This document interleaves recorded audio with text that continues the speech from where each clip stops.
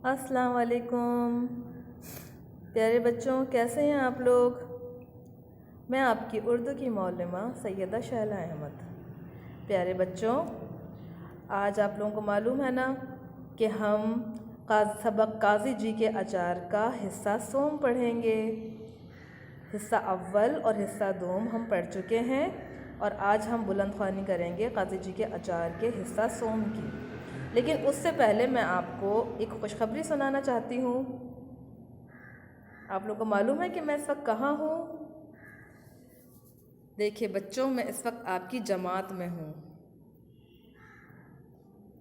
اچھا لگ رہا ہے اپنی جماعت کو دیکھ کے؟ جی بچوں، مجھے معلوم ہے کہ آپ لوگ اپنی جماعت کو بہت یاد کر رہے ہیں، ہے نا؟ اس لیے میں نے سوچا کہ آج میں آپ کو آپ کی جماعت میں ہی پڑھاؤں گی۔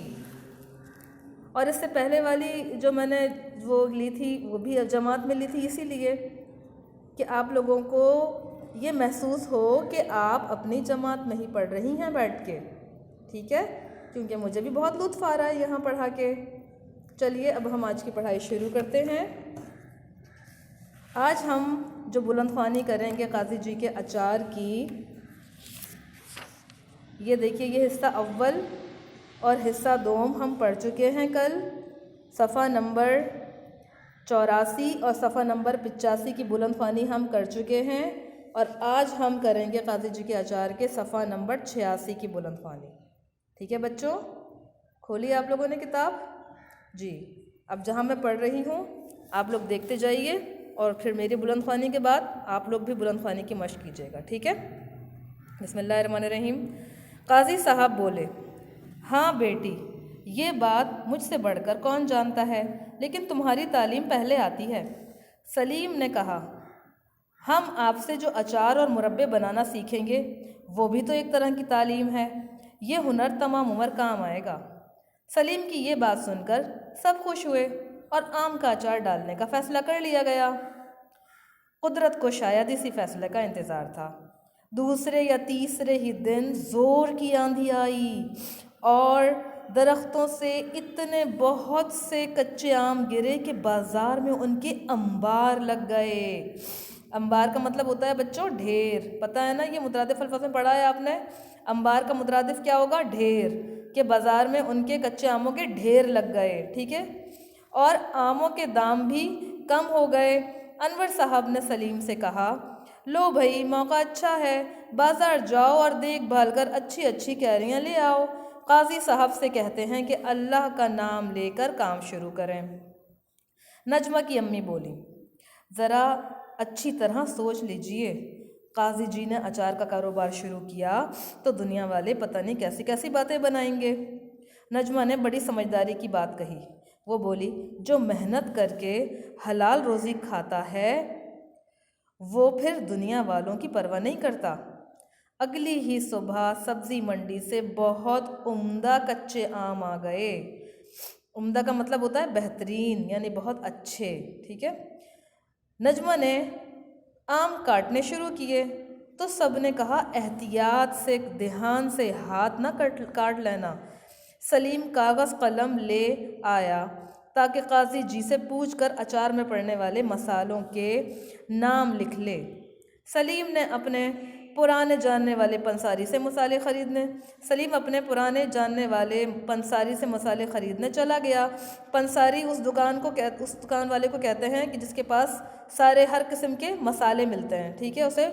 اس کو پنساری کی دکان کہا جاتا ہے، پنساری۔ سلیم اپنے پرانے جاننے والے پنساری سے مسالے خریدنے چلا گیا۔ نجمہ نے دھلے ہوئے کچے آموں کی 4 پھانکیں اس طرح کاٹنی شروع کی کہ وہ ڈنٹھل کے پاس جڑی رہیں۔ دیکھتے ہی دیکھتے نجمہ نے ساری گٹھلیاں نکال کر الگ کیں اور تراشے ہوئے آم چادر پر پھیلا دیے۔ اتنی دیر میں سلیم سارے مسالے لے آیا۔ ٹھیک ہے بچوں، بس آج کی بلند خوانی ہم یہیں تک کریں گے، حصہ دوم کی، ٹھیک ہے؟ اب میں دوبارہ سے پڑھتی ہوں تاکہ آپ نئے الفاظ کو خط کشیدہ کر لیں، ٹھیک ہے؟ قاضی صاحب بولے، ہاں بیٹی، یہ بات مجھ سے بڑھ کر کون جانتا ہے، لیکن تمہاری تعلیم پہلے آتی ہے۔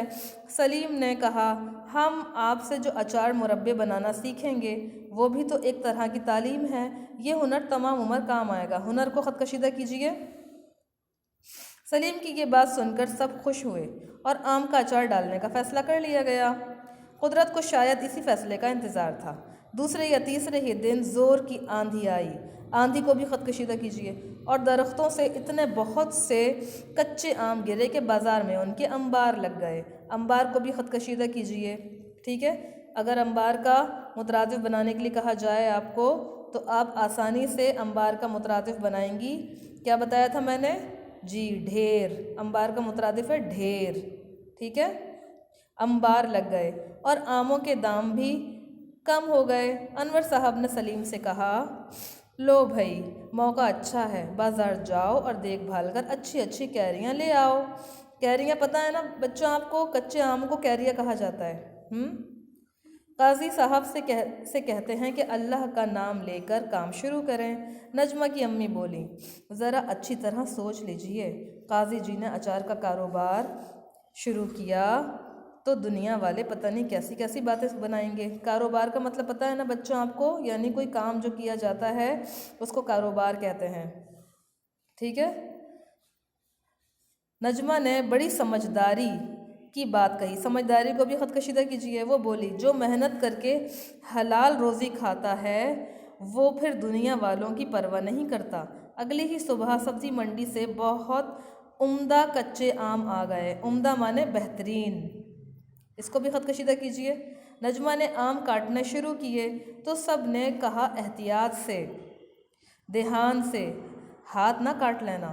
سلیم کاغذ قلم لے آیا تاکہ قاضی جی سے پوچھ کر اچار میں پڑنے والے مسالوں کے نام لکھ لے۔ سلیم اپنے پرانے جاننے والے پنساری سے مسالے خریدنے چلا گیا۔ پنساری کو بھی خط کشیدہ کیجیے۔ نجمہ نے دھلے ہوئے کچے آموں کی 4 پھانکیں اس طرح کاٹنی شروع کی کہ وہ ڈنٹھل کے پاس جڑی رہیں۔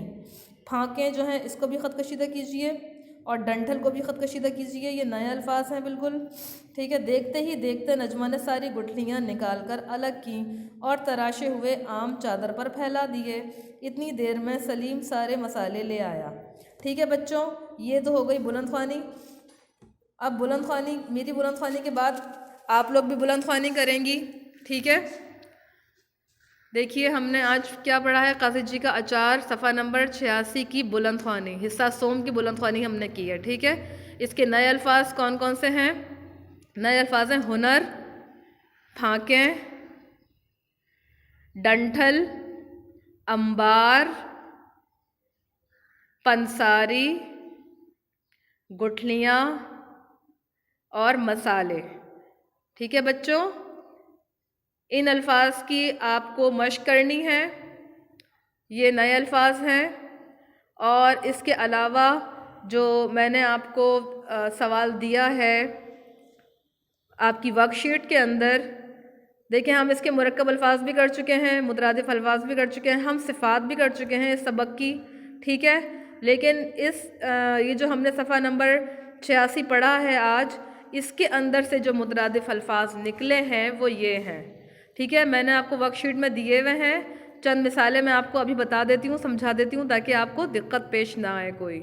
الفاظ یعنی تعریف میں نے دیا ہے، اس کے اندر تعریف کا مترادف کیا ہے؟ تعریف کا مترادف ہے پذیرائی۔ ٹھیک ہے، پذیرائی کا مطلب بھی تعریف ہوتا ہے۔ میں نے دیا ہے شوق کا مترادف کیا ہے؟ لگن۔ ٹھیک ہے، عمدہ۔ اب باقی جتنے میں نے دیے ہوئے ہیں وہ آپ لوگ خود کریں گی، یہ میں نے مثال کے طور پر آپ کو بتا دیا ہے کہ اس طرح اس کے مترادف لکھنے ہیں، اور مجھے معلوم ہے کیونکہ آپ پچھلی اس میں آپ یہ پڑھ چکی ہیں، اس میں مترادف الفاظ کون کون سے ہوتے ہیں، مترادف الفاظ کون سے ہوتے ہیں آپ لوگوں کو معلوم ہے اچھی طرح۔ مرکب الفاظ بھی ہم پڑھ چکے ہیں، صفات بھی ہم پڑھ چکے ہیں۔ ٹھیک ہے، تو یہ سارے کام ہم ساتھ ساتھ کرتے جا رہے ہیں تاکہ ہم اس سبق کو اچھی طرح سمجھ لیں۔